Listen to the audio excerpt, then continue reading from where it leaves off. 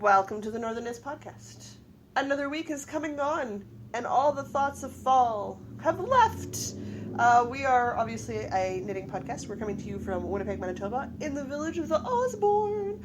Apologies for background noises. There is the thing called traffic. And the boys, I didn't realize they were so loud last episode you could hear them a fair bit in computer room. So if you hear background noise, it's the brothers doing their thing.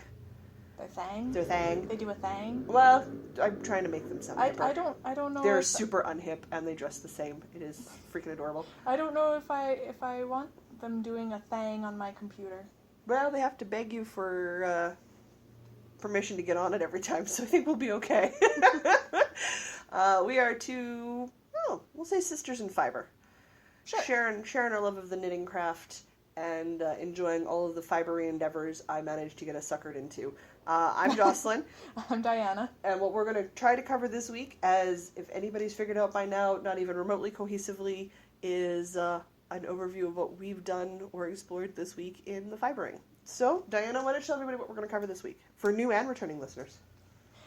We are covering What's in Our Cup, Woolly Workings, Yarn on the Go, Fibre Flubs, Spinning Yarns, Wool Gathering, Events, and a review. I'm going to try to cast on and not twist my stitches while recording. Anybody taking bets? So well. Taking bets? Anybody? So well. It's going to go the best. Oh, it's going to suck. This is going to be the best cast on ever. Oh, it's going to be so bad.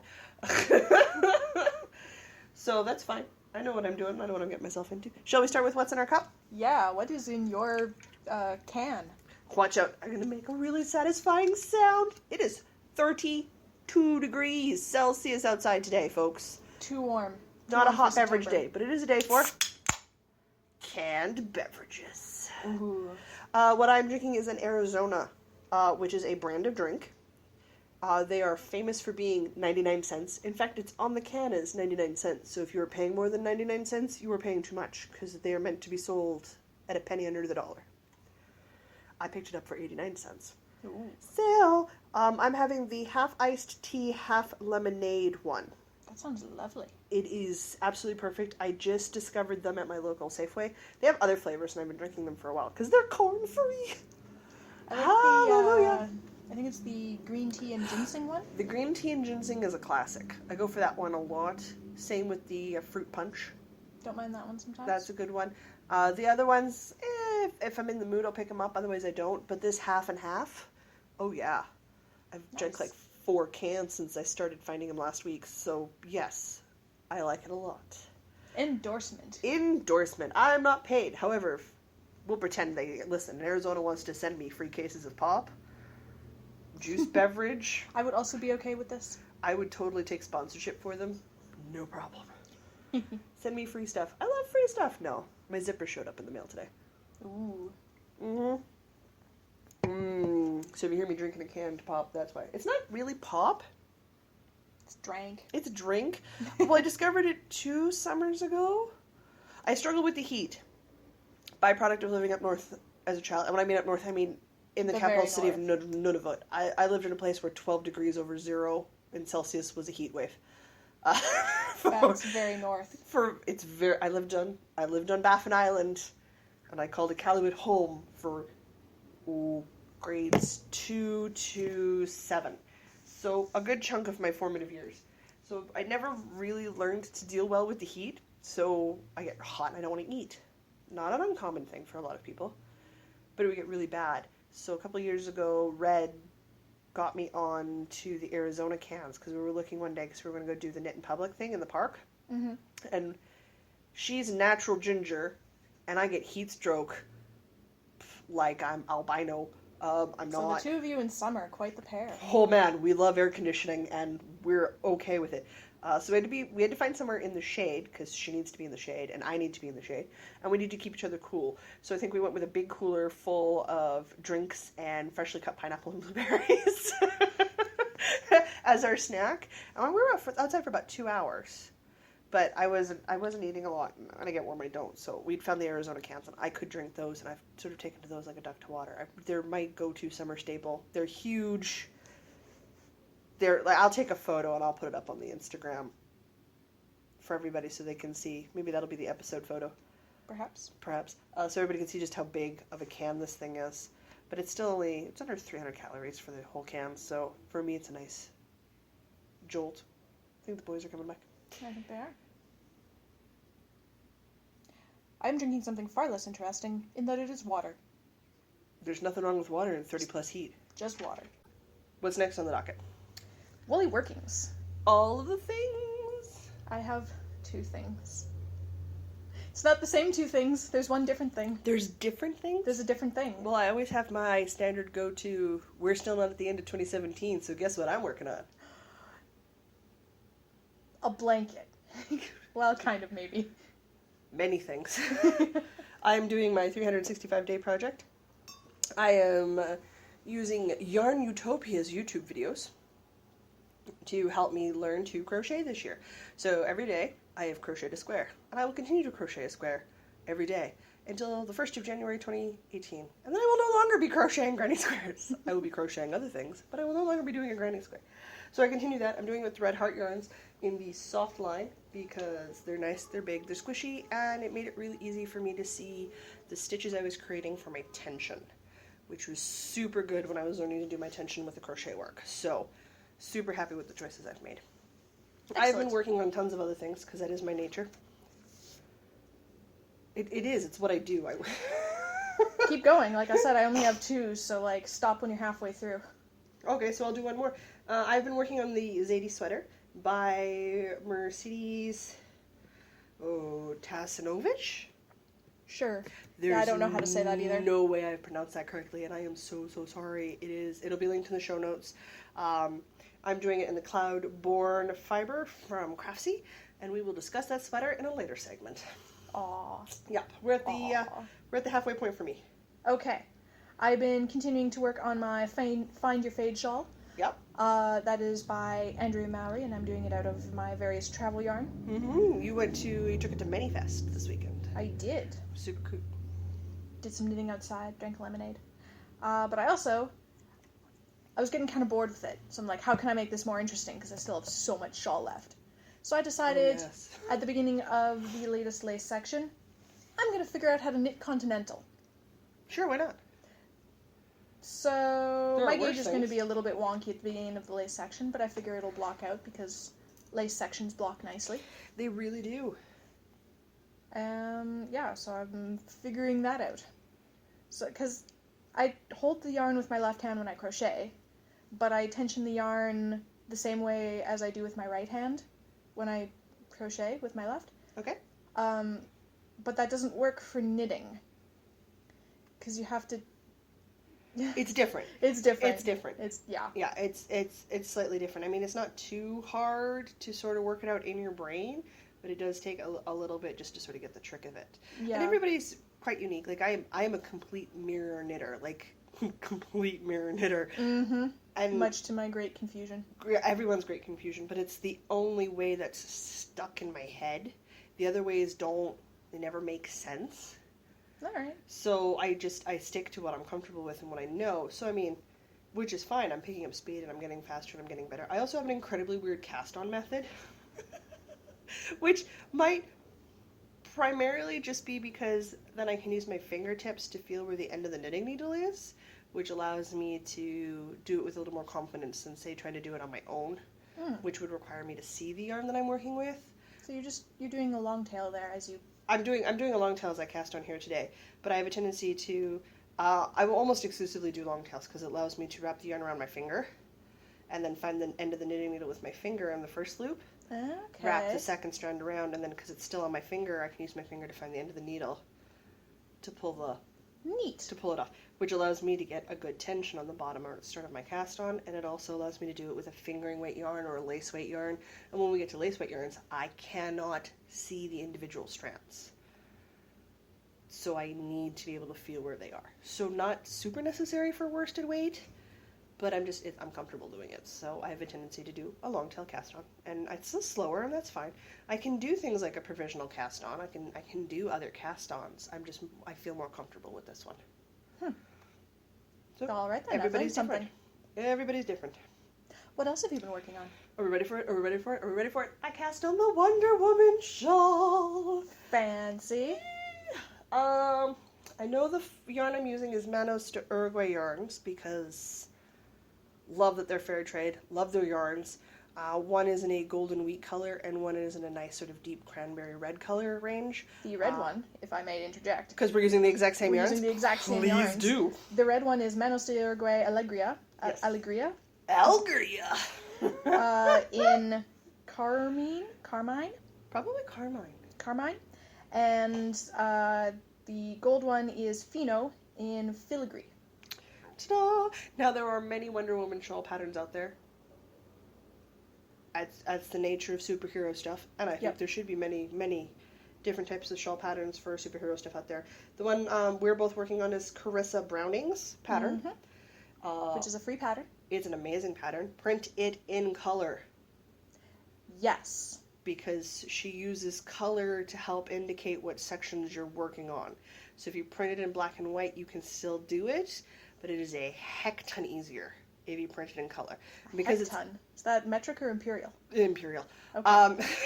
No metric. Hashtag metric revolution. We'll make it metric. It's a Jocelyn measurement is what it is. Let's be honest. I'm doing the slightly larger version, so there's two cast-on calls, and because there's two finished measurement options, if you want a slightly bigger or a slightly smaller shawl. I didn't realize that. I should read my pattern better. I'm doing the slightly bigger one because I don't want a tiny, tiny shawl for me. It won't Is look that the one good where you cast on proportionally. 157 stitches? Yes, you can cast on fewer stitches for a slightly smaller shawl. Did you see that realize there was brackets? No. Oh, Diana. Well, On the bright side, I've keep kept- going because it might fiber flub and then there's podcast material. But yeah, I read it and I got very confused by the brackets, so I reread it in the morning after a cup of caffeinated see tea. any brackets. And my brain went, oh. I mess up. No. I experience great learning opportunities in many events in my life. My knitting does not need to be overcomplicated with an overabundance of learning experiences. I'm okay keeping those to a minimum. I swear I didn't see any brackets. Now I have to pull up my pattern on my phone here. I have the pattern printed on paper. Because I believe in printers. Actually, no. I mean, we do I'm it on out my of printer phone. paper. We've been out of printer paper since before the podcast started. Not that long. Close. Anyway, so I'm doing, 150 stitches. I have literally casted on and knitted a row. That's all I've done. There's no great progress going on here. Diana certainly could catch up and keep pace with me at this point. I am keeping pace. I'm in fact at exactly the same spot. So whenever that sort of triggers and kicks over and I start needing to work on it all the time, I will plow through it. But right now, I have other things on the go. And I have one more thing. You have one more thing? My one more thing is the Wonder Woman shawl in exactly the same yarn as you when I'm apparently at exactly the same place as you. Perfect. So That makes that easy. I did have quite the adventure finding the correct size needles. Oh. Because they're 3.5 millimeter needles. They are. I'm Because even using the correct size needles because I was like, I'm not swatching it, it's a shawl. That's risque. So it's a fingering weight shawl. So 3.5 millimeters is a good size for a fingering weight shawl. What do I have way too many of that are unfinished? Fingering weight shawls. Yeah. So Instead of being like a good knitting enthusiast, did you go buy new needles? No. no, I looked in my jar of straight needles that I never use because I prefer circulars. That's fair. But there's one set of 3.5 millimeter needles in my jar of straight needles. Well, So that'll I'm get doing you- this one on straight needles. Well, it'll get you through a bulk of it anyway because it's built from the bottom up to the top. So the Yeah. longest rows aren't until the end. So theoretically, you should be finished something. So you have the circular needles free. Having said that out loud, Jocelyn will be done hers early so she can loan you her 3.5 millimeter knitting needles for circular so you can finish it off that way. We'll I see how this realized the goes. mistake. I realized the mistake once I spoke it. Now, if you're a returning listener, this will be a blast from the past. If you're not, earlier this year I signed up to do a mystery knit along called the Starting Point Shawl. And the Yarn Gods and I played a game of chicken, and the Yarn Gods won. And I ran out of yarn before I was able to finish the shawl. So then I was in wait mode. And I was in wait mode till just before I went away on vacation, and the yarn showed up. Same lot, same batch. We got it all ordered correctly. I went away for vacation and came back. I am now working on the Starting Point shawl again. I am, because I printed out all the clues, technically on clue 4. though the pattern has been reworked, and I'll print off a new copy once I'm done. Like, it's in my library, so if I want to do it again, I can just put it off as all as one thing, which I will certainly do rather than having 5 different clues. I'll just have the one pattern, which I suspect will be a lot easier and a lot less random information I don't need repeated to me all the time, because it'll be in one format. Yeah. So I've done some more work on that. It is by Joji Locatelli. I think that's how you say it. I think I'm getting better at that. So I'm doing mine in a mix of Prima cottons in solids in shades of blue with a cool undertone. So a white, light blue, a medium blue, and a dark blue. Mm-hmm. And an ancient arts yarn, which name I cannot remember, but Great Blue Heron? Yes. Because I only had Heron to or put Huron? I don't know. I only had to put in the show notes 1,000,000 times. 1,000,000 times. So, and your memory's better for that than mine is for those sorts of things. So I've been continuing work on that. So theoretically, I should have that also wrapped up here shortly, because I don't have that much more to go. It's great TV knitting. It's too big to take anywhere now. Like, it's not travel knitting. Like, the Wonder Woman shawl is travel size. The Zadie sweater is travel size.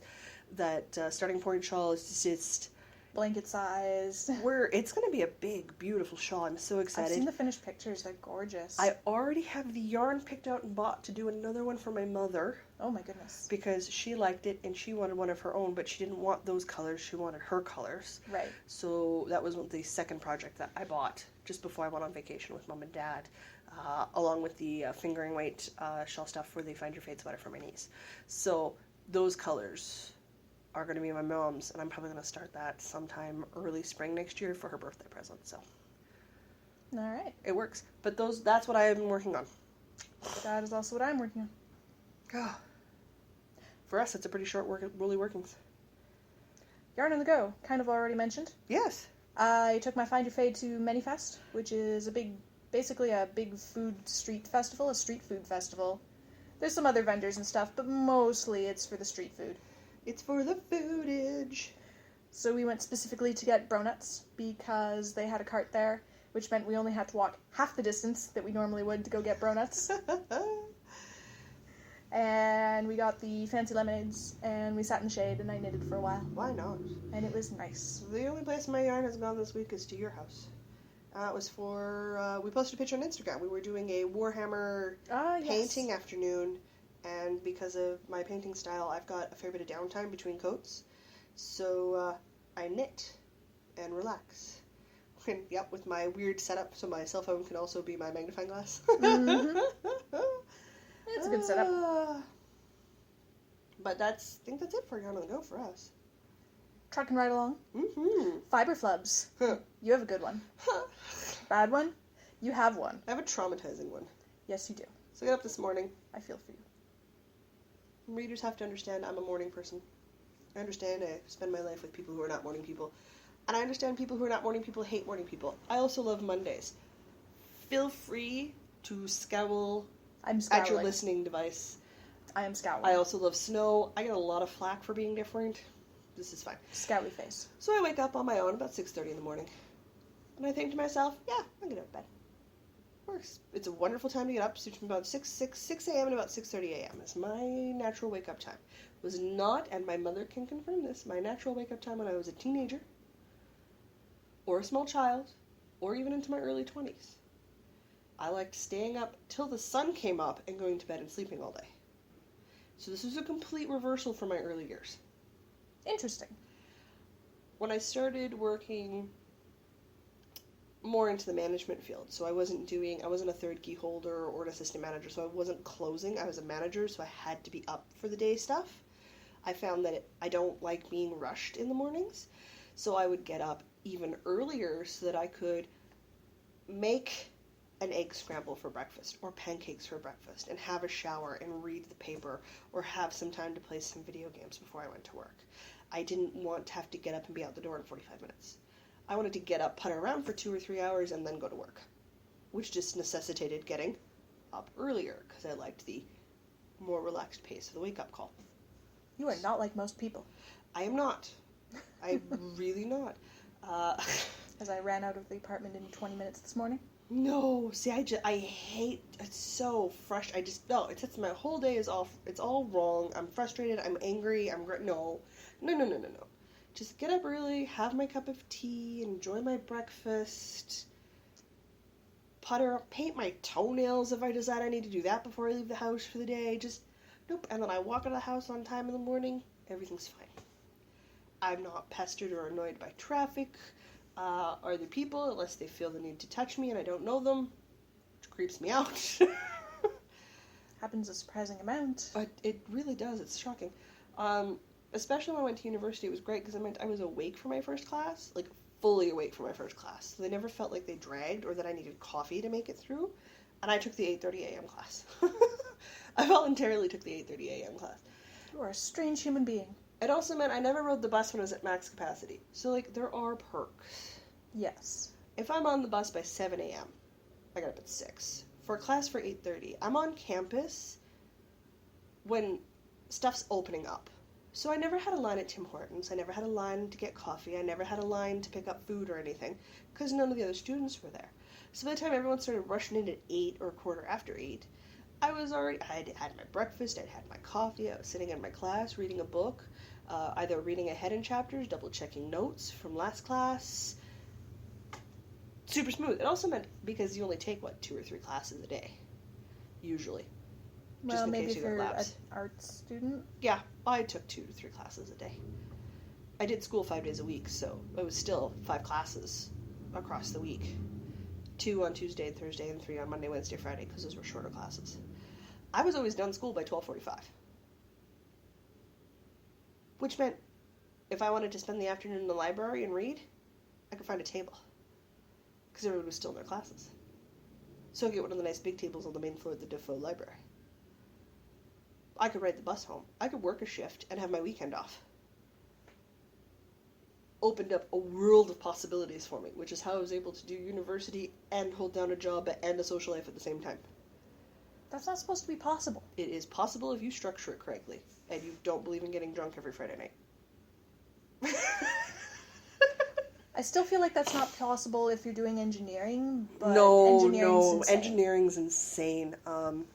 I did an arts degree in history, so my workload, while heavy, university student workload. History also doesn't have labs. No, we don't have labs. Because that, we have an overabundance doubles the time. Overabundance of reading and papers. Which I suppose would take up about as much time as labs. Yeah. Yeah, I would, my friends would be like, yeah, but you don't have labs. And I'd be like, yeah, you don't have to read a classic novel every week times 3, because you've got 3 classes that are doing. All right. And then do your reviews and discussions on them. So, yes. You have the same amount of work, but less scheduled time. Less scheduled work time. Still as much work, but that's fine. Okay. All the discussions. And you had to have it done before class because a lot of your class formats in the later years are solely discussions. Mm-hmm. Yeah. So there was no showing up to class without reading your notes. Or your work. That wouldn't go well for you. But it has made a great thing. It means I can get up in the morning and I've got a lot of downtime to knit. So you wonder where I sneak all this knitting in. I'm doing it in the morning before everybody else is at work for the day because I work from home. So I don't have a commute, which helps. I have commutes for other things, and I do them in the early afternoon, but I'm never traveling during peak time, and I'm never rushed to do anything. So if I have to be on hold on the phone later in the morning, I know this, I'll prep something to an easy stage so I can just work on it while I'm waiting on the phone. If I want to do blog posts and stuff, I get them done, and they're done early in the day, so I can knit in the afternoon. So today, super long segue story, I knit in the morning on Tuesdays, because Tuesday afternoons I'm usually on the bus. I get on the bus at 2 or 3 o'clock in the afternoon to be down here in time for us to record. Mm-hmm. Because busing in my city, and if you live in Winnipeg, you know exactly what I'm talking about. If you're trying to leave the suburbs, good luck. My God, it's just too hard. It should not be that hard. It is frustrating for me, but that's a whole other rant. I didn't have to today because Diana was going to pick me up, which I discovered later in the day, which was awesome. I have a car temporarily. Yeah, it works. So I was like, oh, I'll knit on my Zadie sweater. It's in the round. I can watch some Fairy Tale, which is my current anime obsession. Enjoy my knitting and have a good morning. I have my cup of tea and wash, and I'm knitting away, and it takes me forever to see problems sometimes. And that's just because it has to be far enough away from the needles for me to register something's gone wrong. Mm-hmm. That's a sight thing. It's fine. I had cast on my stitches great. I had twisted the stitch. So you were knitting a Mobius sweater? I was knitting a Mobius sweater. Oh no! I realized this at about 9 a.m. Oh no. I'm about 10 inches into my work, so I am over the halfway point Oh. to finishing the body of the sweater. Oh. And because it was at the starting row, guess what I had to do this morning? Oh. Now, I told Diana, and I believe it was like, well, fiber flub for the week accomplished. And she went, oh dear. And my response was, that's one way of phrasing it. I swore. I put it down. I got very mad. I looked at it. I pointed at it. I yelled at it. I walked away from my knitting. I did some other work. I came back. I ripped it out. I'm still angry. My brother-in-law came downstairs because I guess I was swearing loud enough and something had gone wrong. So he came downstairs to make sure I was okay. I told him what I'd done and he went, oh, dude. That's about 10 hours worth of work I had to rip out this morning. And we're starting again. Not a good way to start the day. Oh my gosh. Do I ever not want to have to do it again? So when it says, make sure your stitch is not twisted. Make sure your stitch is not twisted. And I read it and I was like, God, gotta make sure it's not twisted because I'm knitting in the round. This is important. Oh. I've done that with a number of hats, but I normally don't get further than an inch before I realize. It didn't even occur to me to check when I was about that inch and a half marker, Well, which is when I can see it. I saw your work on Sunday and I didn't notice it either. So it's just like, I just wasn't paying attention. So it is my own fault. Like, I know I'm not supposed to do those sorts of things. But that is my epic adventure as to A, why I get up early in the morning, and B, why fiber flubs are still a thing. They will always be a thing. I have a slightly uplifting flub. Works for me, because mine was quite depressing. I'm sorry you have such a depressing flub this week. Oh, it was so depressing. I never want to do that again. Ugh. Alright, so my uplifting flub. Do you remember a couple weeks ago how I was knitting on my wedding shawl and I realized I'd missed a yarn over? Yes, I do. So I had to learn how to put in a yarn over 2 rows down? Yes, I remember this. So the other day I was knitting on my Find You Fade, and I realized I'd missed a yarn over. Okay. So I remembered how to go 2 rows down and put in a yarn over. Look at that. That's amazing. So, uplifting flub. I flubbed, but I fixed it. I didn't even have to feel disappointed about it. Super wonderful. So, learning from prior flubs. Oh my gosh, that is a lot better than my story. I mean, mine was really long-winded, but it's a lot better than my story. But I think that's it for fiber flubs. That is. Whew, look at us go. One more short section, I think? Yeah. Spinning yarns, which is all you. Well, that's because for someone who owns an electric wheel, I do remarkably little spinning on it. I do more spinning. I'm still working through that 2.9 ounce vat that I have, which is totally fine. But I know that we're going to the Fiber Festival shortly, so I wanted to make a bit more progress before I went. And it's fun. I'm enjoying spinning. I do want to try with the rest of the vat, like I'm going to do half of it by hand spinning, but I want to try the other half on wheels. So I'm going to see if maybe at Knit Club somebody might be willing to bring me a wheel to practice on. Yeah, so I can start to learn to see if I can do it, which would be super good because obviously it's faster. And as we've been discussing off air, I might start the process to get into the knitting Harry Potter houses. And when you reach those upper echelons of owls and newts, being able to make your own yarn definitely comes into play. So in preparation for that, I'd love to be able to do that and not have to hand spin it, because that would take quite a while. My goodness, you better only be making a hat in that case. Yep. So I'm like, whoa. So I would like to try that on our next knit night, which I know is later this month, just after the Fiber Festival. So we're actually seeing the girls Next Friday? Next Saturday, and then the following Friday for Knit Club. Yeah. So we get to see the girls like 2 or 3 times this month, which is good. Awesome. Yeah. Super excited. I like everybody. So I did a bit more spinning. I still find it enjoyable and quite relaxing. It's not at the point where it's like zen. I'm not zen about it. I haven't done it in long enough. I'm probably not zen about it. I'm not at that level. I should spin on the stream tomorrow. People seem to like watching that. But I do enjoy doing it. I find it, because it's something new. I'm enjoying the learning process. Can you tell I'm all about learning things? Learning is fun. Learning is fun. Well, that's one way of phrasing it. I apparently enjoy the frustration. What do I know? But that's what I've been doing for spinning. And then, not theoretically, I will probably have more fiber after the Fiber Festival. Oh, I'm allotting some money for fiber. So, but only one fiber. Sure. One Let me know, thing of fiber. Let me know how that goes for you next week. One thing of fiber. You're going with 4 professional enablers. You're a hoop!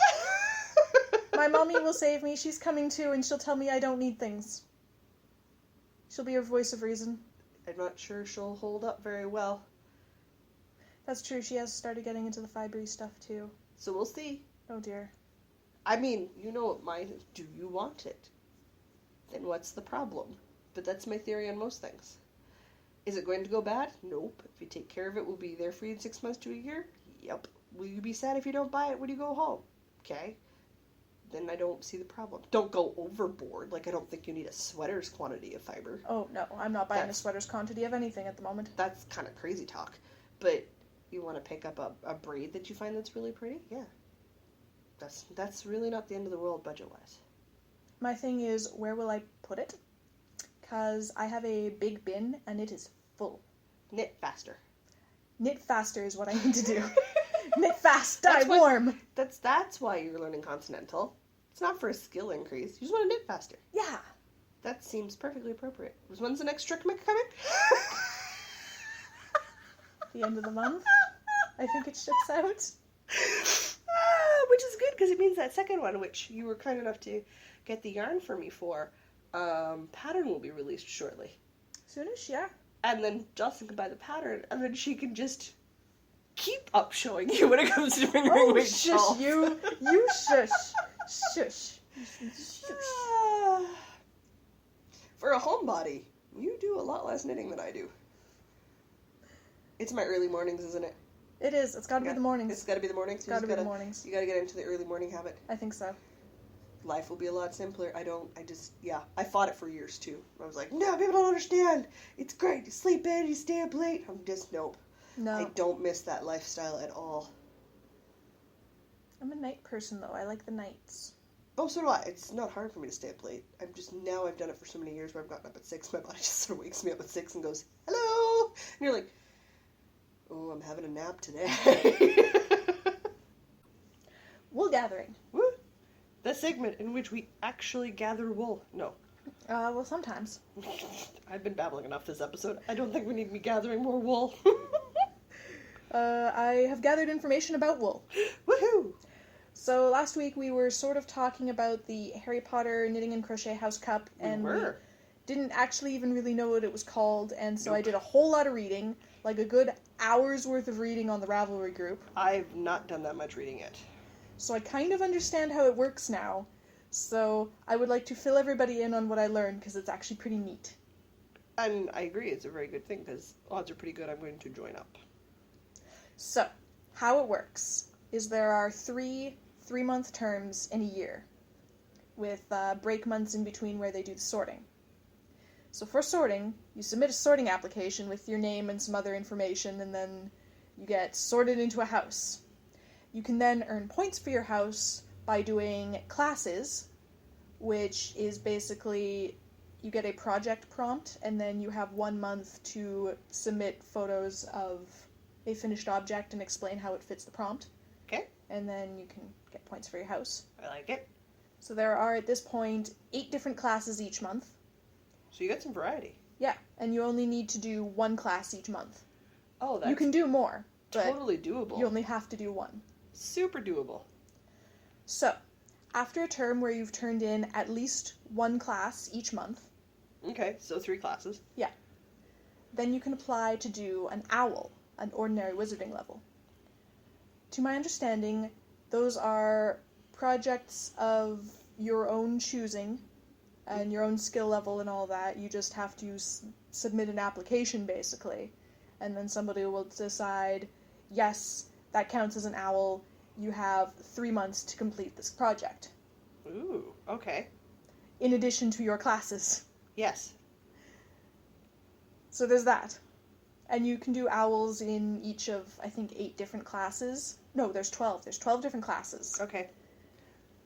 So you have to explain how your OWL fits into whatever class. Still totally doable.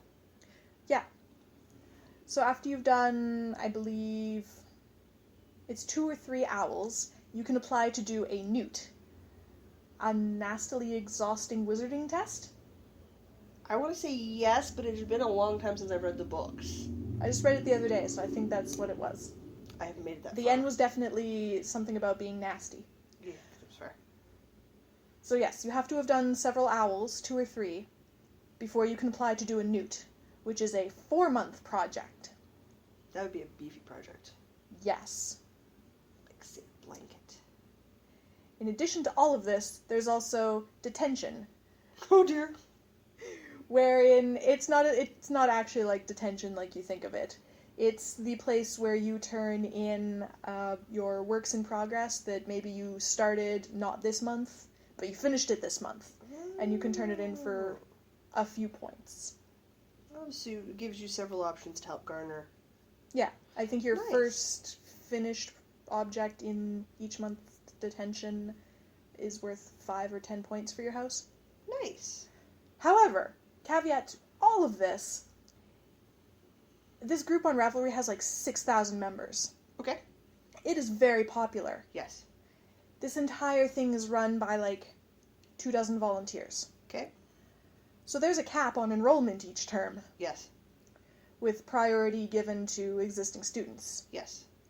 So everybody that applies to be sorted gets a sorting ranking. Mhm. So if you don't get sorted into a house, then you can play along as a not quite first year to raise your sorting priority. So you can complete stuff each month to raise your priority, but you don't get points towards a house because you're not You're not in part a of a house. house. No, I think that's a perfect, because then it gives you an idea of whether or not you could do it and be a participating member of the community. I think that's a very good idea. And it's not discriminating because of skill or anything, but just simply, can you commit Yeah. to the time requirements like everybody else has? Yeah. I think So that's if completely you've fair. So if you've been a student before and you're a student in good standing and you just can't do a term because you know you're moving next month or something, Yeah. you can mark yourself as on sabbatical. Oh, then that allows you to not lose your sorting Yeah, spot or your so- place, but it does allow you to let life take over as life Yeah, needs so to you from time don't to time. have to turn anything in, and it doesn't hurt your sorting priority for next term at all. You can't hurt your sorting priority if you're on sabbatical, Okay. but if you continue to turn stuff in anyway, you can still raise your sorting priority. Oh, nice. So it's this huge, complicated machine that's actually been going since 2008. Yes. Yeah. It's amazing. I'm so going to be a not quite first year It's incredible. as of the new term. I think I need to do it. I think, I think it's an amazing challenge. yeah, so I think come January, I want to start trying to be a not quite first year. Yeah, I agree. I think this is a super well, and it's going to help me learn and grow my skill set, which is exactly up my alley. And I get to participate and maybe be a Harry Potter knitter. Oh, and it's not necessarily knitting and crochet either. Ooh. Spinning, weaving, and dyeing also count. Done. And they I have so want to learn how to dye yarn. they have the Muggle Studies class where you can submit crafts that are not fiber arts. So you can submit like My sewing stuff. yeah, you can submit sewing or paper crafting or whatever else it is that you do. Oh my gosh, that is just so cool. I'm so sad I didn't know about it in 2008, but you know what? I know about it now. Yeah. I'm totally going to get myself onto a sorting list and then start raising my rankings so I can get picked for a semester. And the storytelling, like, the reason it took me so long to read everything, because I started reading what all the class prompts were for this term. I haven't read the class prompts. There's, like, a small story in front of each of them, and Oh then my if you read the gosh. professor's posts in the thread, like, they all have a little bit of story about how you walk into this room and this stuff happens, and this is what's going on in the room, and they really set the scene, and, like, this is a huge amount of work that these people do. Well, I mean, if you're a fan, These are hardcore fans. which is amazing. I remember working in a bookstore when Harry Potter first started coming out in Canada, and I remember when Harry Potter got big in Canada, because I remember the difference between the first two, like the first releases and the last sets of releases. But I remember with the Harry Potter, and I've always enjoyed the books, and I enjoyed the movies, and I've enjoyed all of, like, I still listen to Mugglecast, like, I enjoy all of it. I'm not quite so hardcore, but I find, for me, I'm not really hardcore about anything. Hmm. When it comes to being, like, a fan, Yeah. I enjoy stuff, but I think was the closest I hardcore get, at one point, but the closest I think I would get would be Jacqueline Carey. And that's because I've seriously contemplated. Here's information for the listening viewers. I have tattoos. I have several tattoos. And I've seriously contemplating getting Corchiel's, Agusset's, Phèdre, Nondolani's inking as a tattoo on myself. I don't remember what I read. At least some of that book, and I don't remember what it looked like. But I remember thinking it sounded really pretty. It's on the cover. I would obviously not get the full spine length, but that's because I have a tattoo that already covers nearly half of my back and will cover my full back when it's finished. But I think I would like to get it. I'm actually working with a tattoo artist right now to finish the full back art for my tattoo, and there will be books and knitting involved in it because they're part of my life. I won't get a knit pearl tattooed on my fingers. On your knuckles? I am not a knitting thug. Not something I'm into. But Didn't choose the yarn life. Yarn life chose you. Me, yeah. But I have contemplated finishing my back piece and maybe doing a half sleeve. Because I'm comfortable with that amount of ink. Okay. Or having it go down my thigh or come up from my ankle up. Like, I'm fine with that. I might honestly do ankle up because then I can start showing off some of it because there are a very select number of people who see it mostly exposed to Jocelyn back.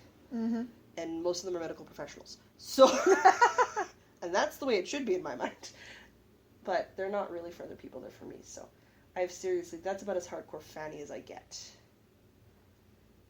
Which is pretty hardcore because that's permanent. Yeah. But permanent no, fan. I definitely think signing up is not quite first years for January's classes. I think that's something we need to do. I need to take a look at the class prompts. I obviously need to finish reading it and see which ones catch my eye.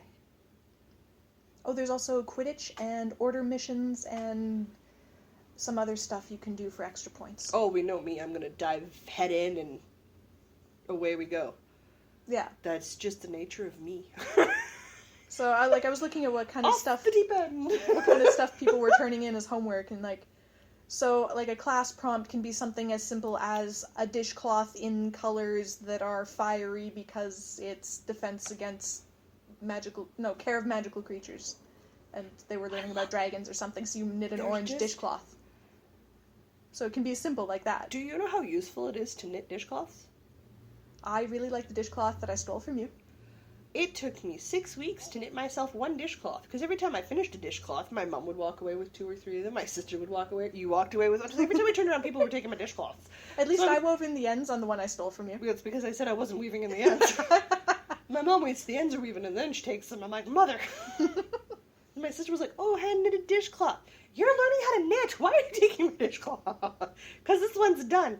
Gah! But yeah, I would totally. They're so relaxing. It was like 2-3 hours, you're done. I should probably try a dishcloth. I've never actually done that. And the one I do is like super simple basic. It was the one I was knitting post-surgery because it was nothing to it. No weight to the yarn, no vast movements, no nothing. And if I fell asleep, it didn't matter. It truly did not matter. It didn't take up any circular needles because you could do it on straight needles. And it just, nope. And it was perfect. So when my very heavy pain medication kicked in and I passed out, and I do mean, if you've taken any heavy meds, you know exactly what you do the medicated sleep. It didn't matter. It was so easy to just pick up and put down. It was the perfect post-surgery knitting for me. There was absolutely no thinking involved. Like, my mom could pick it up and see where I was. She doesn't knit. Nice. Yeah, so, highly recommend for your surgery. Dishcloths, hey? Yeah. I was thinking maybe have a sock with the toe done, and then I can just vanilla for 6 inches. Well, not 6 inches, but several inches. Yeah. No, that makes sense. Well, it's one of because you feel so... Bleh. You know you have to heal. And, I mean, getting over the blah from the drug stuff doesn't take too long. But you know you can't do too much, and you wear out really fast and easy, because your body's healing. It's a big deal. Oh, yeah. You feel so useless. It's just spectacularly useless. Ugh, and I hate that feeling so much. So the dishcloths gave me a sense of accomplishment. Okay. Because even as sore and as stiff as I was, I could complete a dishcloth about every other day. Which tells you how sore and how tired I was, that it's only like a 3-hour project and it would take me 2 days to do it. Yeah. Yeah. but it felt like I was doing something. There was something I could do. I didn't feel quite so helpless, which helps a lot with that sort of cabin fever, get up too soon-ness. Yeah. Now, I don't, again, if you're a new listener, you don't know, if you listened to the beginning, I had an abdominal surgery back in March, like literally just before we started podcasting. Your movements, while encouraged, are only encouraged to a point. So I had to get up 2-3 times every day, walk around, stretch out, start working my muscles, but I wasn't supposed to overdo it. So there was that fine balance you had to maintain.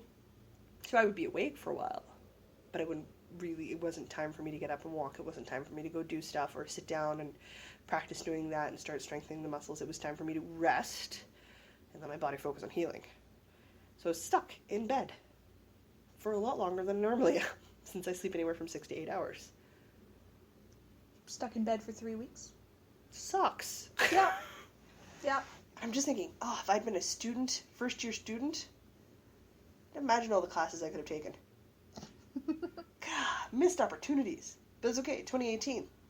Yeah. We're going to become Harry Potter students, Harry Potter knitting students. Yes. I think this is a great plan. Excellent wool gathering.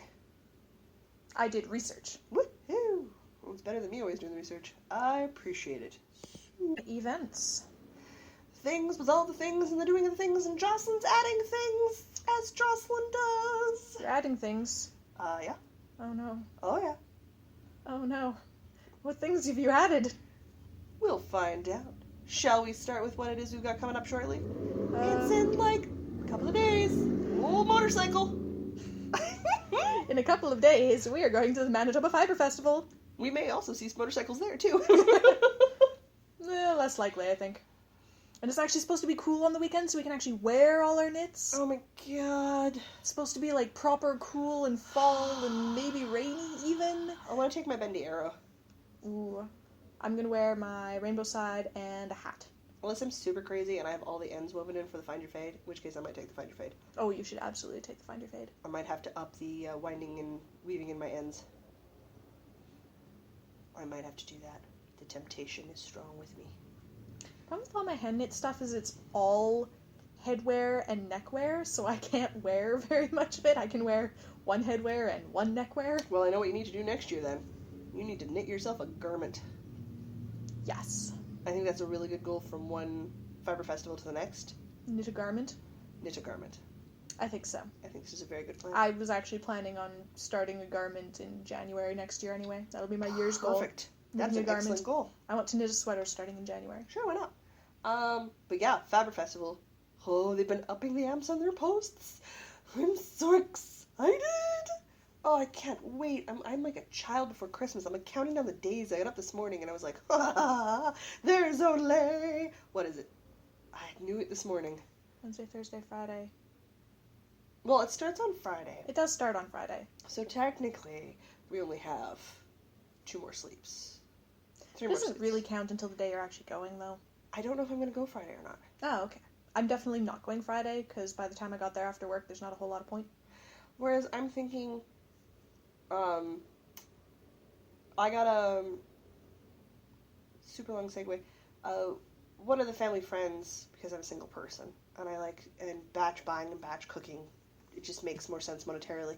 But I don't like eating stew for 6 days straight. Mm-hmm. Who wants to do that?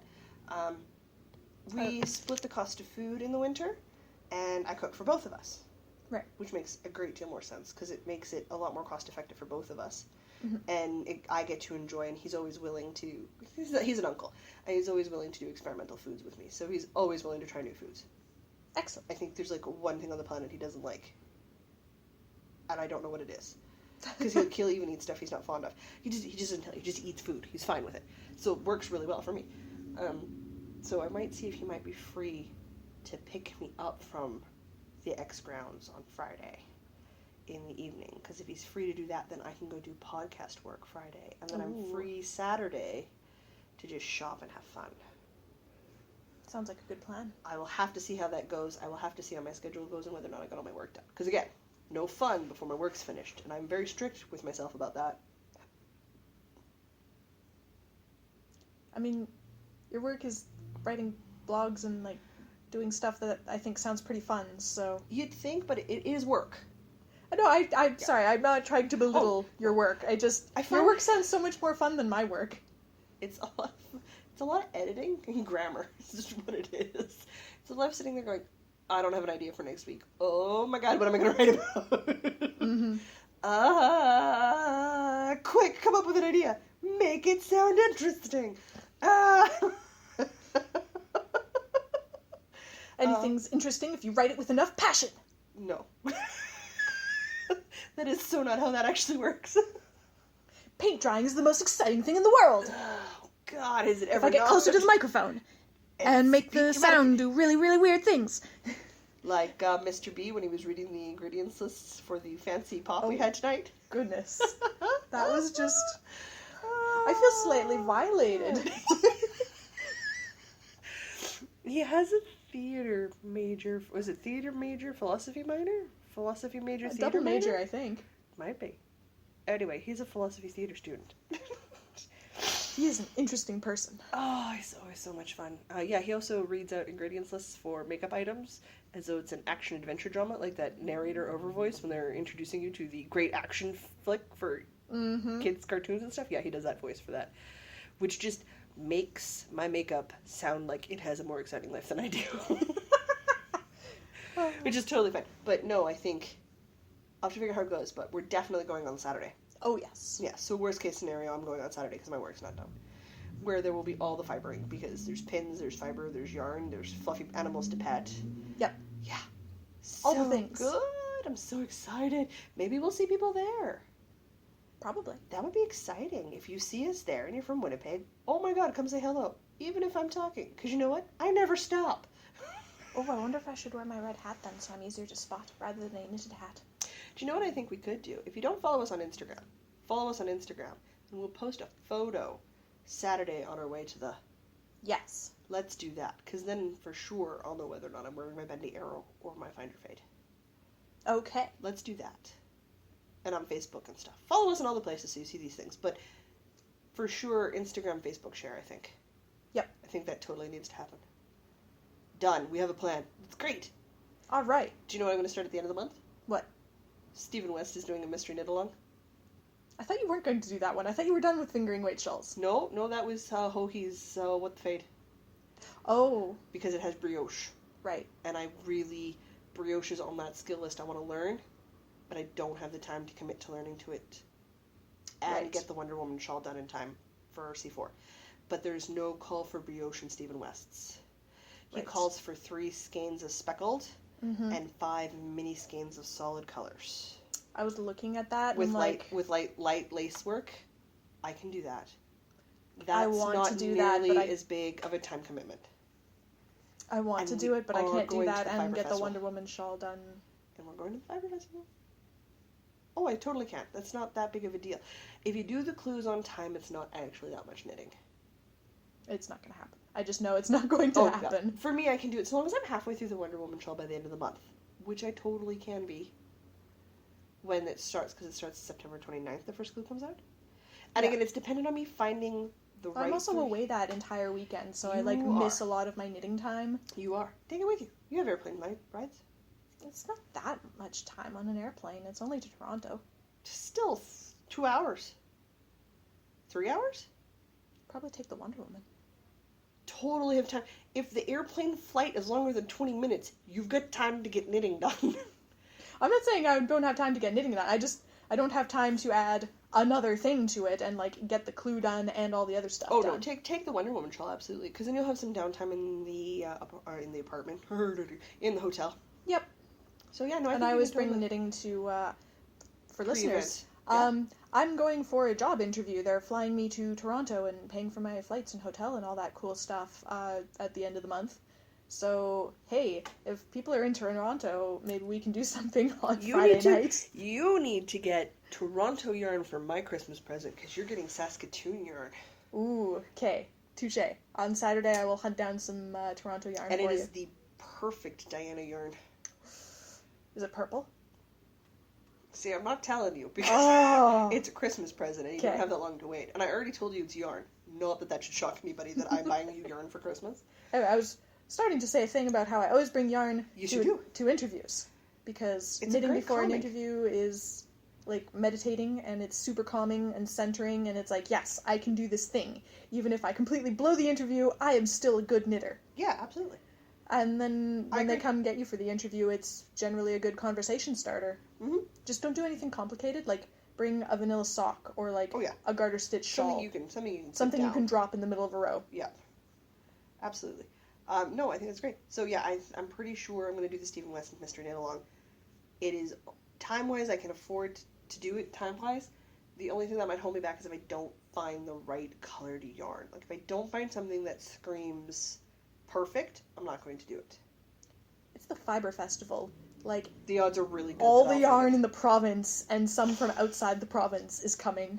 it. And my mom said she was going to go buy me some Midnight Cravings yarn, so if I tell her that's on my list, that also might come from Midnight Cravings. So there's some danger zone in there. I don't doubt I will be able to find yarn. But I am going to put the caveat on there, just in case I don't find anything that screams, you must make me a Stephen West shawl. Which I think is fair. It's all about the inspo. Oh, yes. Alright, what else are we doing this year? C4, we sort of talked about. Yes, because we're taking our Wonder Woman shawls. The finished Wonder Woman shawls are coming to Central Canada Comic Con at the end of October. I'm going to bug you if that's not done. It's going to happen. If Okay. I have to bring the darn thing still on the needles, Oh my gosh, okay. it's coming. Okay. I'm excited. We're doing the Pride and Prejudice ball, which I'm making costumes for us Mm-hmm. as well during that weekend. But mostly it is one of the larger conventions in the city. I couldn't give you numbers because that's a whole controversy in and of itself. Everybody says something different, so I never know who to I believe. haven't got a hot clue what the numbers for that are. Lots. It's lots. We're going to go with lots. It takes up an entire 3-floor convention center, It does, yes. and the top floor spans 2 city blocks. Yep, and it's just vendors. So it's big. It's big. So it's fine. I'm going to have fun. I'm going to enjoy it. They have everything from wrestling to science fiction, fantasy, TV, movie Cosplay, guests, anime, cosplays, anime. action figures, actual comics. Yeah, they Half the main floor is actually just comics. they cover all of it. They have a Warhammer doubles tournament. Board games. There's a Magic the Gathering tournament during the weekend. Like they cover. There's a video game lot. room. Yeah, they cover a lot. So it's always a wonderful, wonderful nerddom of the weekend, which is perfect. I'm staying with a couple of buddies in a hotel room. That way I have less of a commute from the suburbs Mm-hmm. without having to crash Diana and Christopher's space. Which I'm sure everyone appreciates, because I know I'm fun, but having your own space is good. I can totally appreciate this. Nobody's sleeping on the couch usually. It gets lonely sometimes. It's a comfortable couch. Trust me. If the hotel thing doesn't pan out, I will be asking with no shame. Nice couch that is older than me. It as is I pat the couch. a comfy couch, but definitely going to do that for C4, which is really for us makes up the last sort of big event for the year. Yep. I'm participating in Grinch Along, as I do most years. I will be in a forced Grinch Along for my surgeries at the beginning of December. It is. So the Grinch Along is hosted by the Knitmore Girls. It starts at the stroke of midnight, upon which the 1st of December begins. Mm-hmm. Could I get fancier with the wordage? Maybe. Pretty good wordage. That just came to my head. There's a reason why I write. No more knitting for Christmas presents for this year. That's it. You're done. You're out of time. And you spend the next... How many days are there till Christmas? 25? 24? 24. Can you tell it's a big holiday for me? You spend the next 24 days Grinching. You bake cookies. You knit for sit yourself. For yourself. Yeah, you knit. You watch movies. You go to dinners with friends and family. You wrap go presents. shopping. You wrap presents. You do anything but stress knit for Christmas this year. You knit for Christmas presents for next year. That's perfectly acceptable. Just not for this year. And then you take photos and enter into an Instagram contest. Which I'm totally doing. Because nothing says Christmas to me quite like hot chocolate and fudge making. And I make a mighty fine homemade hot chocolate. I think I still have some of the hot chocolate from last year. Do not tell my niece that. It will be gone before you can blink. If your niece magically shows up here, I'm going to be very confused because I don't think she knows where I live. I'm sure she could find me and find you if there was hot chocolate involved. I have faith in her chocolate consumption skills. But I think that's all the events. So we're going to start talking about 2018. My goodness. It's not that far away. Year of the sock, you say? Year of the sock. So, if 2017 was Year of the Granny Square, 2018 is going to be Year of the sock. Might be a shock. Hope everyone's prepared. Sat down, we're comfortable, we're good. We've stopped our lace knitting section. I have never knit a pair of socks. Dun dun dun! You know, it feels like that because can you claim that you're a knitter if you don't knit socks? The number of people who've been shocked that I've been knitting for as long as I have, and I've never knit a pair of socks. I feel like I'm not a proper knitter because I haven't done a sweater. I haven't even attempted a sweater. I am attempting a sweater. I'm really fond of blankets and scarves and hats and mitts. So I know I can do bigger projects, but I've never done socks. So I was like, you know what? We need to change this. I'd also never crocheted till this year, and that's going swimmingly well. So I'm like, no, there are enough sock competitions out there and contests that I'm going to make 2018 the year of the sock. And I'm going to amalgamate 4, maybe even more sock contests that are monthly to pull inspiration and ideas from. And I'm going to learn to knit socks. And when I'm done, I will have 12 pairs of homemade socks for myself. That sounds lovely. Which I think is just the best idea since sliced bread. Possibly even a better idea than sliced bread since hand-knit socks came first. This works for me. Now, I'm not going to start with anything complicated because I'm learning. Nothing wrong with a vanilla sock. I'm going to do a vanilla sock. I'm going to do toe up. That way I can use a foot form, which is essentially cardboard cut out of my foot. Yep. To make sure the dimensions are correct. And so that I can get comfortable with short row heels. Now, I already know there's going to be some limitations.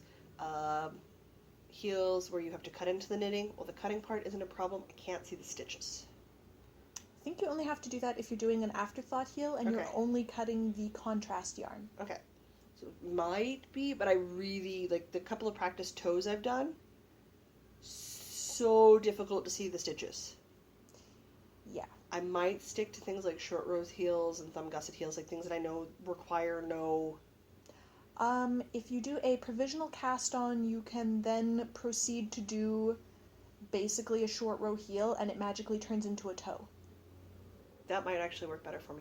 So I'm learning and I'm doing my trial runs now because the sock is slightly more complicated than a granny square. So only slightly actually. My goal for the end of 2017 is to finish a pair of socks so I can work out some of the things like the magic cast on, the stretchy bind off increases, how many inches I need for the foot, how many inches I need for the leg, so that the sock fits me where I want it to fit me. I've got the yarn, I've got the needles, and I have several people's vanilla sock recipes with short row heels. I'm going to start with short row heels. I'm comfortable with short row stitches. I'm already learning a couple of new things, so don't overwhelm myself, right? Yeah. And if that goes well, in 2018, I'm going to knit a pair of socks every month. I'm going to use Desert Vista Dye Works yarn, so I'll start collecting it here shortly. Because if you complete a pair of socks through, like, of their yarn every month, just vanilla striped socks, self-striping, like, could not get any easier. I could just do 12 months of self-striping socks in vanilla. Nothing wrong with striped Nothing vanilla wrong with socks. stripy socks. I happen to like stripy socks. Stripy socks are great. You get, I guess, perks, rewards for completing chunks of it. For half the year, you get a discount on your order. A full year, you could get entered into a draw. Like, there's always sort of, yay, you did a thing, enter to win a prize. I'm always a fan of that. Whether I win or not is irrelevant. It's just, I enjoy entering contests. So I was like, there's got to be more out there. There can't just be one sock contest. Oh, there's lots of sock contests. Lots of sock contests. And I'm thinking that Harry Potter house thing might have a prompt for socks for classes. Probably does. So that could be an option too. The Grocer Girls do a monthly sock bash.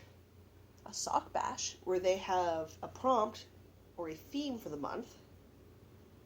And you defend why your sock matches the theme of the month. In my case, probably color coding. Because I'd be using the Desert Vista Dye Works yarn. Pardon the allergies. So then I could enter there. Because they're totally open for double dipping and triple dipping. They don't mind if you enter your pair of socks across several contests. Not even remotely offended. The Knitmore girls have a thing called Operation Sock Drawer. The goal is to have a drawer full of handmade socks. I'm very much liking this sock thing. So I'm starting to sort of pull it together and see what's going on and see what different ideas are out there to see what would work well with what I want to learn. And what I want to learn to do is I want to learn how to make socks. Now, it doesn't mean once I'm done 2018 I'll never make another pair of socks, but I want to be so comfortable with the basic sock construction that when I look at a sock pattern, I go, yeah, that's easy. I know half to 2/3 of what it is I need to do, so adding 2 or 3 things is nothing. Then I could do cabled socks, or lace socks, or knee-high socks. It opens up the realm of possibility for me, which isn't an option at the moment because I don't have the basics under my belt. Right. So I want to treat 2018 as the year of the sock. I may honestly even open up a thread in the Ravelry group and invite everybody to come join me for 2018. Let's see if we can do a sock pair a month. That sounds very doable. I think that is very doable. And I mean, our thread will be super, if you don't complete the socks, post the photo anyway. It's all about learning and the progress for us. So I think that's a really good idea. So that's my plan for 2018. I like this plan. I'm on board with your plan. I also know in 2018 we're going to start doing knit-alongs with us, our group. That's a scary thought. I think it's time for us to start taking a look at doing some knit-alongs. And we're going to do them open-ended style. Yes. So it's going to be, we will start and at some point we will finish. And whether you finish and when we finish, if it's the same time, we'll see how that works. I have no problem with open-ended knit-alongs because life happens. Sounds like my style of knit-along. And I think that's going to work perfect for us. So I'll do all the planning and the picking and stuff, and then we'll run at Diana's pace. So Excellent. So you'll have like a year and a half to do everything. The starting point will be whenever I arbitrarily pick a date, and the ending point will be whenever Diana's arbitrarily done. So like a year and a half later. Roughly, yes. Yeah. Which I think will work out just fine. Yeah. And then those we can do draws for and giveaways for, so we can start giving out prizes. Awesome. So I like this plan. When the episode's posted, we'll be in the show notes. So please post in the show notes thread and let me know what you guys think. It's easy enough to find us on Ravelry. We're Northern Knits Podcast. But yeah, post in the show thread and send me your ideas because I think it's going to be designer based in knit-alongs. So we'll pick a designer we like, and then it's anything by that designer.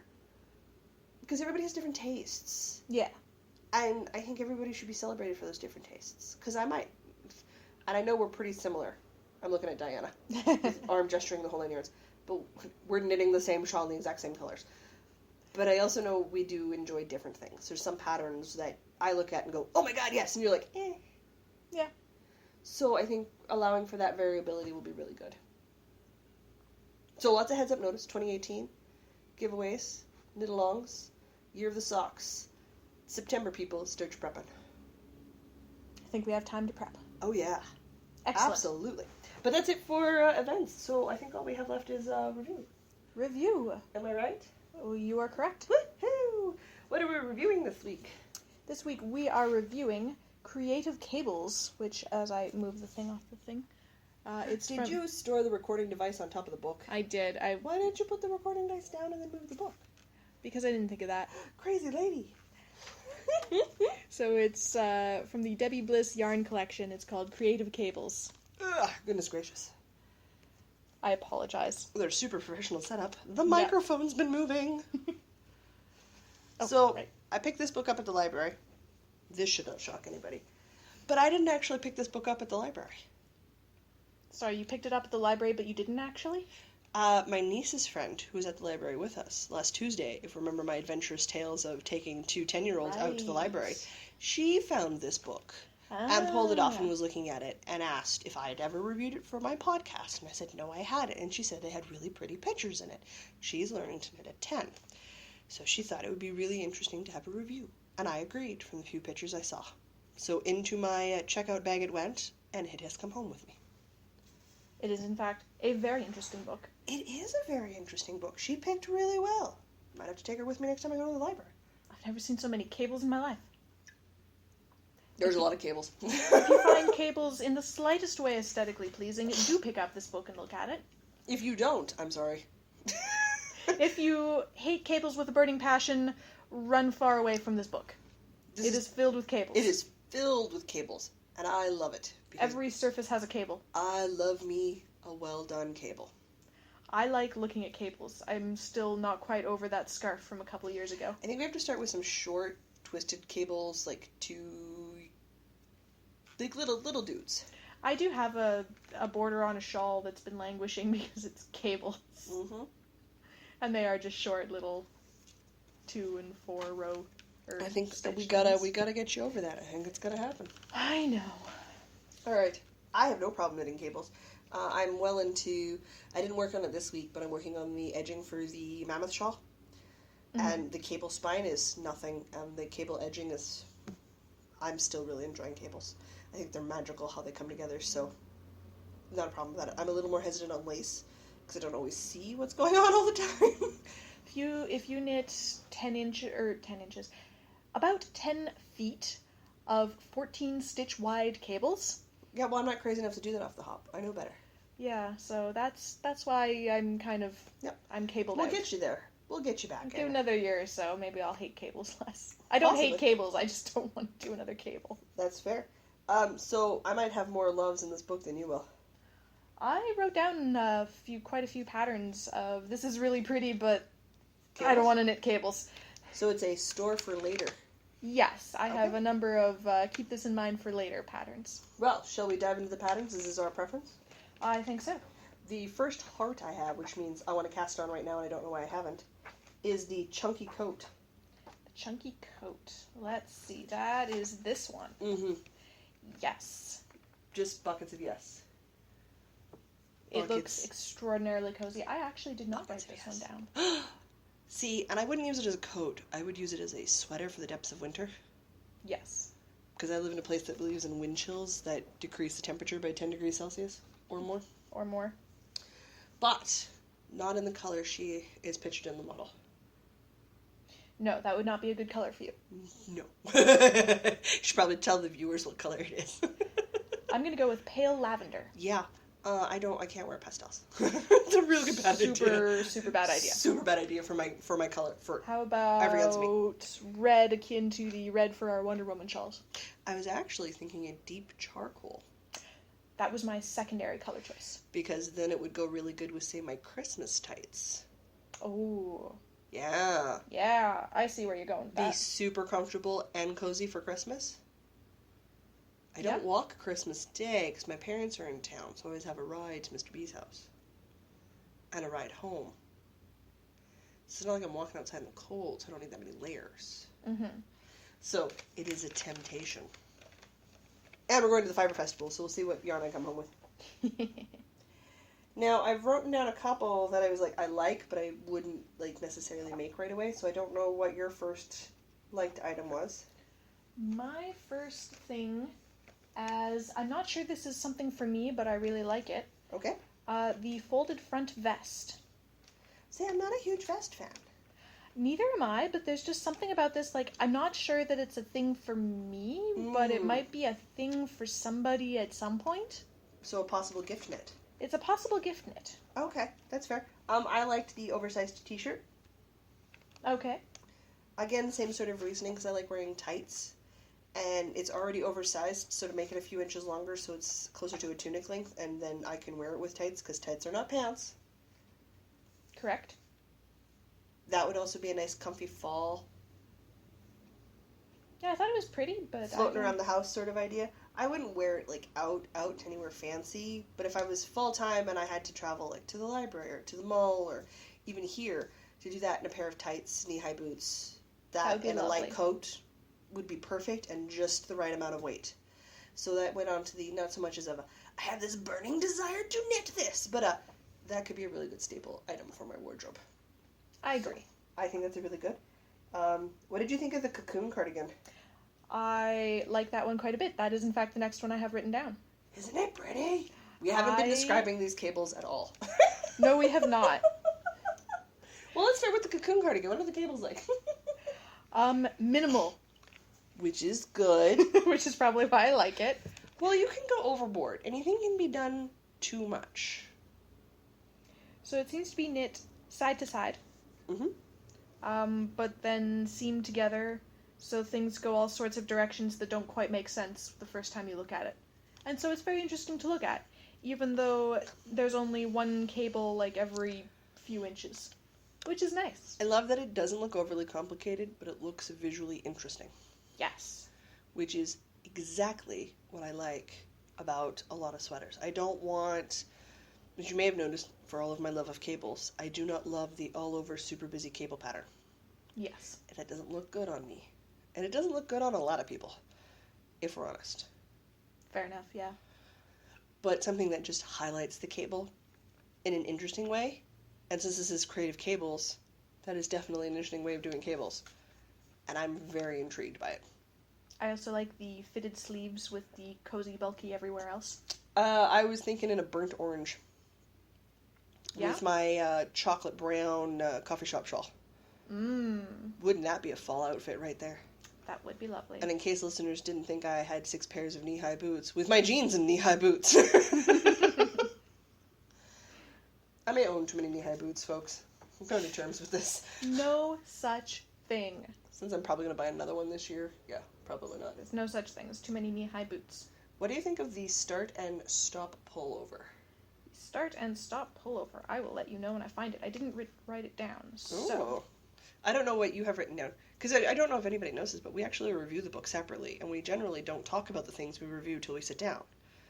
So poor Diana spends a lot of time flipping through that book, finding things. Yeah, we could probably do this a little bit better. There's several more of my patterns before I come to whatever a start and stop pullover is, because I can't find it. There was a good chunk of patterns in the middle, which again is shocking. But the patterns are done differently enough that What color was it? I can't all find of them, I can find it for you here in a second. That not all of them appealed to me. And I am getting a little more... When you first start doing something, you're all incredibly enthusiastic about it, and like you love everything. Mm-hmm. I'm getting to the point now where I like stuff, but I don't love everything. There's a table of contents at the beginning that might There give you a page. is. Okay. That's what I was looking for. Ah, that's The totally stop fair. and start pullover. I gotta Which start should, in writing theory- pages. That might help you. That would be smart. We should do that. We're professionals. There we go. It's the one right after the thing. Okay. Yep. Okay, so this one with the giant cable down the front. Yes. I feel like that's too much all over cable. For me personally. And I wasn't thinking for me. But you and I know a 10-year-old I know That's true. who would look great in an all-over, straight down the middle of cable. Because Yes, she's she tall is. and skinny. And loud enough for a loud cable. Yep. I agree Yeah, with you. okay, that would be really cute. Yep. I think on her that would be freaking adorable. And she is an extra small human. Yep. It's my way of saying my niece is... I'm 5'10", and her head now reaches my chin. And she wears a ladies size 8 shoe. And we haven't reached the teenager growth spurts yet. This is all still kid stuff, preteen stuff. My goodness, that Yeah. child is going to be large. I'm thinking we By might top large, I 6 mean feet. tall. I think we're going to top 6 feet this generation, which is pretty good because I was supposed to stop just shy of 6 feet, and I did. My sister was supposed to be a bit taller, given up her growth spurts as a kid, but most of my female cousins on the Douglas side of the family are close to, if not over, 6 feet tall. My goodness. So I have a tall family on one side and a short family on the other. We've met my Aunt Jerry. She wears kid shoes. Your Aunt Jerry is tiny and adorable. My Aunt Jerry is amazing. I love my Aunt Jerry. And she's my great Aunt Jerry. So she's my mother's mother's sister. So she's my great Aunt Jerry. My goodness. She's still absolutely fantastic, and I wouldn't trade her for the world. But yeah, I was thinking that for the niece, maybe for next Christmas. Because that'll be exciting. All right. So, again, like I said, there was a huge chunk of things I didn't like. I don't know what else caught your attention, but there's only one other thing that caught my mine. goodness. I enjoyed the lace and bobble wristlets because fingerless gloves. Oh. See, I'm not a massive fan of bobbles on the wristlets. On the fingerless gloves, sorry. They're not too bobbly, actually. For lace and bobble, they're not very bobbly. And I really True. like the cuff. They could be more bobbly. The cuff texture is interesting. I don't know. I was just, my brain was like, it's pretty, but I kind of like them. that's fair. And, of course, a classic cable yoke cardigan. That was my only other thing that I really, really liked. Yeah, it's got your Nice cabled yoke and cable down the front and cable down the sleeve, and it's very, very classic. Love me a classic cabled sweater. I don't own a classic cabled sweater yet, so I feel like this is perfectly justifiable to add to the list. Now, the patterns that I didn't like, still well done. They just didn't appeal to me. There are the cables were either slightly in the wrong place for me to enjoy, or the overall garment was just not my style, which is super, super okay. Not everybody in the world needs to dress like me. This is the thing. There was a couple of things that I don't particularly want to knit. I will probably never knit them. I just thought they were really interesting and I wanted to call attention to them. Sure, absolutely. The entrelac sweater, which is for a kid. Yes, that one. I generally don't knit kid things. Yeah, I'm never going to knit this, but it's entrelac with panels of texture and cable, which I've never seen before. So even though the sweater's all in one color, it looks super interesting. But not in a bad way. It definitely lives up to the title of the book. It is very creative cabling. Mm-hmm. Oh, it's really interesting. Again, I'm not because I don't hate children. I just don't really have any in my life that I would knit for. So I don't Beyond knit the one that's for almost kids. adult sized? Well, the one that is adult sized, I just knit adult sized clothing for. She didn't stay small nearly long enough for me to bother as a baby. Fair enough. But you have to remember, she never actually wore newborn clothes. She was too big. My goodness. That child. It's never been small. My idea of what a normal-sized baby is decidedly disproportionate to what it actually is.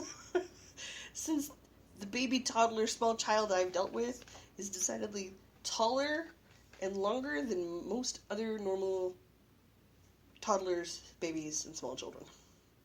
Mm-hmm. So when I look at Mr. B's niece and nephew... They're tiny? They are so small in my mind, because my brain is like, what? They're normal sized. Because they're perfectly normal. Has always been tall.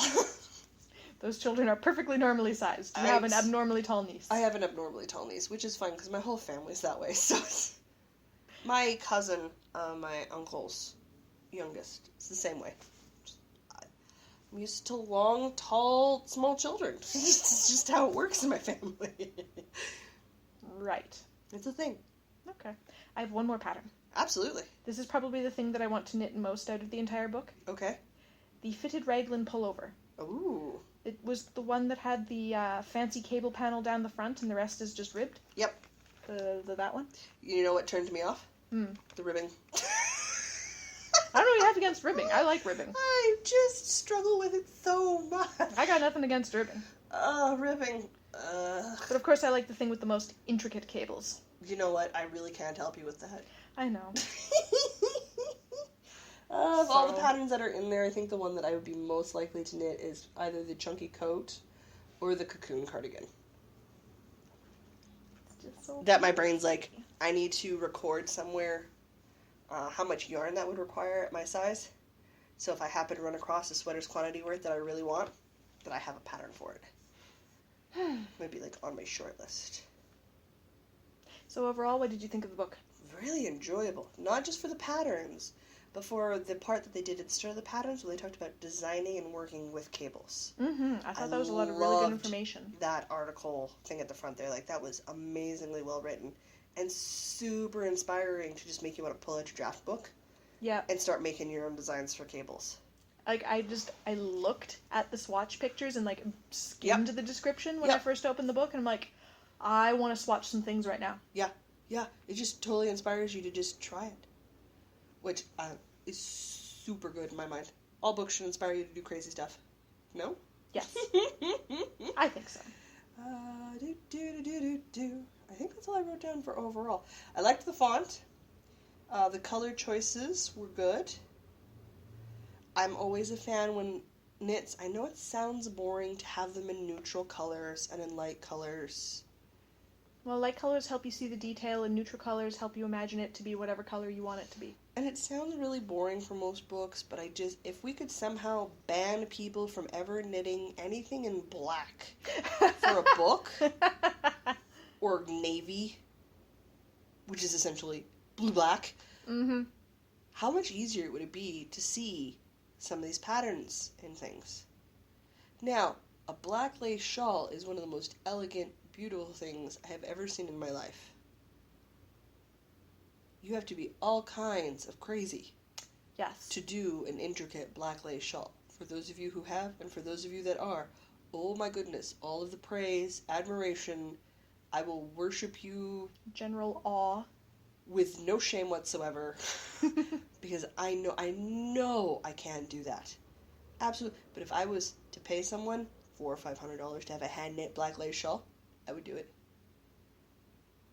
They're absolutely just disgustingly gorgeous. Like, they're just so pretty, and you're just like, oh, but it's black lace. Black lace is super elegant, It's but so nice. so and my hard on the brain just creator. goes, oh my word, like, what? White lace is hard enough. I can't think imagine black lace. The pop culture reference here is I can't even. Literally can't even. Can't even. But if it was pictured in white, it wouldn't have that same dramatic effect. True.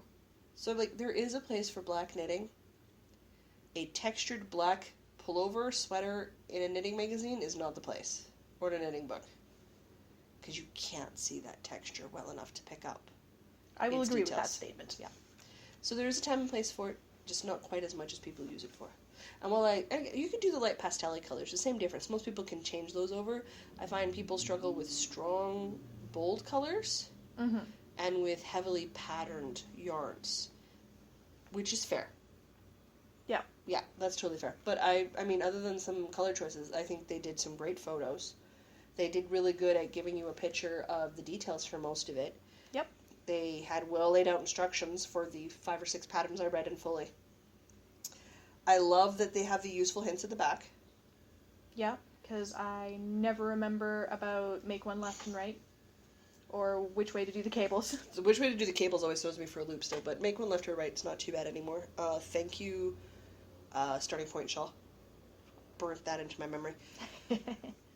I like that they go over some of the basics, which I know sounds really boring, because this is definitely not a basic intro book. No. By any stretch of the imagination. But I don't care how long you've been knitting, I don't care how long you've been adulting. You will forget the most basic things. It's not because you're not intelligent. It's not because you're not bright. It's just sometimes stuff floats out of your brain. It happens. When I switched to Continental on the Find Your Fade, I forgot how to do a yarn over. I once forgot what a fork was called. So, no one's doubting my intelligence level, but I had to rename the fork because at that specific moment in time I could not remember it. So most of the time, I'm like, ugh, super unnecessary information. If I was having one of those moments, having someone describe to me the basic stitches would be so helpful. Because I know it's going to happen. My brain is good, but I've also read enough books about how the brain is faulty to know not to trust the thing. Mm-hmm. I understand it is a fickle creature. It really that is just wrong on so many levels and so much of the time that I don't trust my own memory. If you want to be paranoid, read books about human memory. You'll write down everything for the rest of your life because you will be so freaked you have remembered it wrong. I did a lot of the memory courses in my psychology minor. Oh my gosh. Yeah, and don't It's trust bad. your brain. It's useless. Your brain, not helpful. So having it written down somewhere, and especially having it easily accessible at the back of the book, even though it's an intermediate to advanced book. It is an intermediate to advanced book. While none of the individual pieces are overly difficult, putting them together definitely adds a level of complexity. That if you're an ambitious knitter and you're okay ripping out, Go for it. Do it. Fill your boots do it. with fancy cabled socks. Not even remotely a problem. But if you're hesitant about ripping out, or you like to learn at a slower pace, or you're not comfortable with it, be slightly more cautious. I still think completely approachable. And I mean, I definitely would rank myself like an intermediate. Yeah, I'm not advanced. I'm an intermediate knitter. I can do a chunk of stuff, but I no way I've knit nearly enough to claim that I'm an advanced knitter. No. I'm just a capital N knitter. I just enjoy it. But I'm also not afraid to Capital rip N? out my work. Capital K. Is it after 9? Yes, it is. My brain starts to shut down after 9. But I'm perfectly comfortable, as we just experienced in this episode, ripping out 10 inches or more worth of work. Sad. That just makes me so sad to hear. And people would have hesitated, and I hesitated for all of about 2 minutes. I figured out what it is I did wrong. I double-checked to make sure that I did it wrong. I swore at my work in a very adult fashion, and then I ripped it out. Because I knew that's what had to happen. How very adult of you. Thank you. I then got up and had a piece of cake. Cake makes everything better. God, I was so angry. But I did it to myself. So, I think it's totally a thing. But yeah, no, if cables are something that have intrigued you, or you do them but you find them, like they're not always super interesting in the classic sense, absolutely. Pick it up and read it. If you're thinking about designing, pick up the book and read it. Definitely pick up this book if you're designing. That is just, it's so well written and put together. But yeah, overall, rent it out of your library. Buy it. Like, just add it to your collection. I'm seriously probably going to put it on my Amazon wish list and pick it up. So I just really enjoy that book, and I think it'll do a lot of really good service for me over the next few years when it comes to cabling and picking up new techniques for it. All right. Those are my overly infatuated views on this book. Cables. They are creative. Cables. They can be creative. Look at the cables. Maybe knit some cables. Cables are good. Cables are your friend. And I will rib stitch if you cable. How does that sound? Oh, the temptation. Can you tell that just floated through my brain? I know people can't see me, but we had the whole light bulb moment going all the time. If you ever get to meet me in person, I am as animated as it sounds. Please stand a foot and a half back from me, my arms fully around like I'm a Frenchman. And they gave you a big long stick to hold, too. 3 feet! People keep invading my personal space. I don't know why. No, it's fine. Right. Little kids are my favorite. Oh, that's adorable. They love the ball. Oh, God, did they ever love the ball at the end of my cane? It's the best toy. It is. Were you with me when the squeaky shoe incident happened? I think so. Yeah, it was either you or Red that was with me. Still the most adorable thing I have ever had happen with my cane. Oh my gosh. I would try to pick it up and run away with it? I can't remember. Yeah, he did. Oh. Then he got bored because it wasn't going to go anywhere. The poor parents must have been freaking. The parents were like mortified. I think it was the dad was like, I don't know how to deal with this. Here I am, is talking and laughing at the kid like there was nothing. Like, nah, it happens to me all the time. But yeah, no. And then there was the little girl at the Wild Rose Market this summer. Oh, yeah. God, that was freaking cute, too. Oh. This very pink small human is very entertained by the cane. Oh, all sorts of children are, especially when they're little. Like, if they're, like, little, like, mom and dad carry us around little. Mm-hmm. And they just get to that point where they see the visual acuity, like, they're starting to register things in their world that they don't understand. So you get that sort of wide-eyed, what is that? I get that a lot from little people in arms, because they're like, looking at her, look, what is that? Big eyeballs. It's so cute. My mom was just like, that's not your height, it's your cane. I'm like, oh yeah, everybody wants to play with the cane. Adults want to play with my cane. Cane's kind of fun. Uh-huh. My niece likes to take it and walk with it, too. She doesn't need it. I like to dance with the cane. Yep. Yeah. A lot of people like to play with my cane in puddles because it makes a fascinating sound when the puddle's deep enough. Yes, it does. Yep. So there's that. Sometimes when we go over metal grates, it'll make an interesting sound, so we have to stop so Mr. B can play around with that, too. All the sounds tell me information, but I can see how they're fascinating if you don't need the information because you can see them. It's just a cool sound. It's just a cool sound. No, I agree. But yeah, creative cables. Totally do it up. Okay. Now that we've tried to end this review like 6 times. This is normal for us. We've made it to the end. We've made it to the end. Oh, Diana, my dear. Yeah. Do you want to let everybody know where they can find us on the internets? You can find us on Ravelry, Instagram, Facebook on our page and group, and Pinterest as Northern Knits Podcast. Our blog with all our show notes is at northernknitspodcast.com. You can also email us at northernknitspodcast@gmail.com.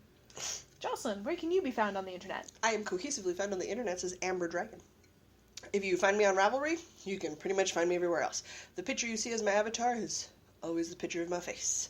I have no problems with my face. My hair might be longer, my hair might be shorter, but it's always my face. And it's been my face since I was 18. I haven't really changed it. And it works just fine. Sometimes it gets super fancy and somebody's taken Amber Dragon, and it's Dragon D-R-A-G-U-N, all one word. And I have to put a 1 on the end of that, which is the case with Twitter.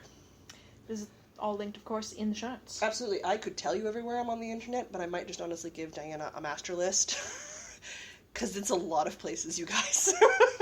There's like half a dozen links just in your section. It's one sentence with half a dozen links in it. And I don't think I've ever given you the blog links. Like, I just... No, I think I have a blog. Yeah. I don't have all the blogs. It's a lot of stuff, you guys. I am far less cohesive on the internet. That's okay, not everybody is.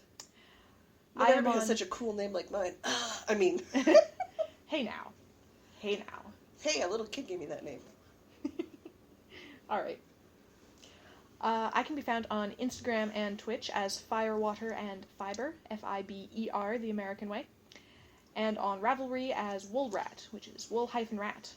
I stream Virtual Knit Night most Wednesdays at 8:30 p.m. Central Time. Ooh, we should do that tomorrow. Yes, at twitch.tv/firewaterandfibre. I am on Twitter as Artemis_134. I have a website/blog at dianacarrier.com, where I primarily talk about coding hacking things. And then I have a second Twitch channel, where I also do coding hacking things at twitch.tv/ArtemisInLeetSpeak. I should come follow you there, too. I know nothing about coding, but why not? I had a really good stream the other day. It was my first coding stream ever, and I got 24 followers. Do you know what I should do? Get you to help me set up so I could do video game streaming, because then I could be the blind lady who plays video games online. Yes, you should definitely do that. I think that might have to happen, because I do play video games online, and if you think my audio commentary is interesting when I'm walking places... Oh my goodness. You should see me try to play video games. I can only imagine, not Harvest Moon, that other one. The farming one. The farming one. Yeah, no, I haven't been able to play it in weeks, months. What's the farming one called? Stardew Valley. Thank you. You're welcome. It took me a while, but I got there. It's like it's Harvest Moon, but not. It's Harvest Moon, but not. Yeah. That is correct. Anyway, that is all the places we are on the internet. Yes. With Many more places. to come. All the places. More to come. Where else are we being on the internet? I don't know. There's always new things on the internet. Uh-huh. So many things. When so aren't many there new things. At Too some many point, things. I'm sure like the Ravelry app we both use. What is it? Stash to go? Stash to go. I'm sure there'll be a way to link that at some point too. Well, I mean, it's basically just Ravelry. I've linked Ravelry now. Oh, so. which is good because everything's linked in the show notes. Click our links. I was adding patterns the other day. Added a couple of pictures. I'm always adding patterns. Pictures, I'm really bad at adding pictures. Please come bug me on the internet and remind me to do these things, guys. If you haven't joined us, please come join us. Join the conversation, join the threads. We would love to hear from you. If you see us in public, I am a 5'10" tall, many beige shaded woman. I have purple glasses and very long hair. Really long hair. You'll know us if you've seen us or if you think or you hear us. I got a white cane for visual mobility. It's not terribly hard to spot me. It's easy to spot me, even especially in the wintertime, because I wear a white winter coat. I am that brand of crazy. In Winnipeg, with all the dirt in the roads? My coat is white 4 years later. This will be its 4th winter. I'm very impressed. I got skills, man. I have a navy coat and it's dirty. How did you manage that? It's navy. It's dirty outside. I don't know how you managed a white coat. We've seen me. You've known me for over 4 years. That coat is still white. It is. I'm continually impressed. I ride the bus. I sit down everywhere in that thing. I don't understand. But that's it. That's us. Come find us. Come chat. Come talk. If you see us at the Fibre Festival, oh my gosh, stop us. We have business cards, you guys. I would love to show these off to you. It is amazing. Also, shake hands. Spread friendship germs. Friendship germs. Yeah. I think that's our episode title. That might actually be. Don't know where that one came from, but sure. And let's meet. Let's chat. Let's talk knitting. Even better yet, let's sucker me into more knit-alongs. Yeah, that'll be fun. Sounds like a great idea. I have the strength of will to say no to that like an amoeba. No spine going on, guys. Like an amoeba. It's after 9. What do you want? Actually, it's about 10. That's even worse. 10 o'clock's my bedtime. At 10 o'clock, you turn into an amoeba? At 10 o'clock, I turn into a pumpkin. Time to take the old lady home. Okay. What? Oh well. No matter. What am I doing? Having a moment. So until next week, I'm Jocelyn. And I'm Diana. Saying no matter where your week takes you, don't forget to knit.